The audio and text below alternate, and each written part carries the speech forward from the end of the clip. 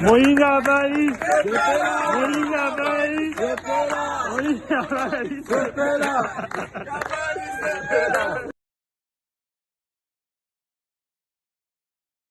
Je n'ai pas besoin de faire assez de commentaires. Vous avez suivi attentivement vous-même. Deux hommes qui se sont mariés. La question que je me pose, comment est-ce qu'ils vont faire pour faire des enfants, premièrement? C'est-à-dire que c'est inexplicable, en un mot inexcusable aux yeux de Dieu. C'est ce qu'on appelle par une abomination. Avant-hier, j'ai fait une vidéo où j'étais en train de parler de ces choses. L'industrie satanique a mis en place une poupée artificielle dont l'on peut se servir dans le but de se masturber ou encore de forniquer avec.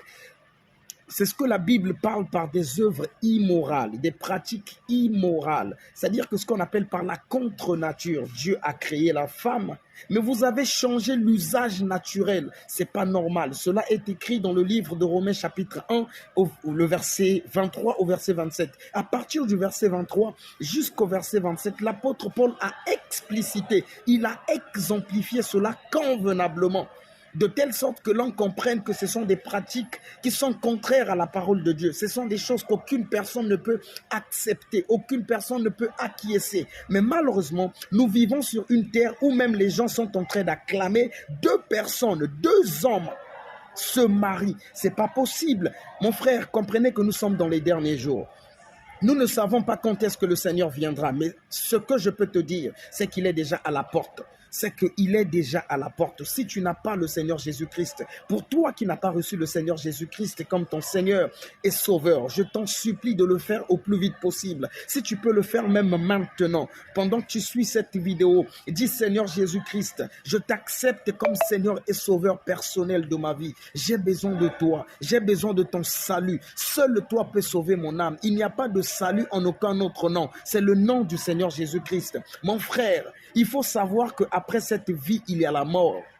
Nous allons mourir. Bien qu'il y a de ceux qui ne connaîtront pas la mort, il y a de ceux qui seront enlevés, mais seulement ceux qui portent l'Esprit de Dieu, seulement ceux qui ont reçu Jésus-Christ comme leur Seigneur et leur Sauveur personnel. Mais il y a de ceux qui vont rester sur la terre, qui vont vivre ce qu'on appelle par la tribulation, qui vont vivre ce qu'on appelle par la souffrance,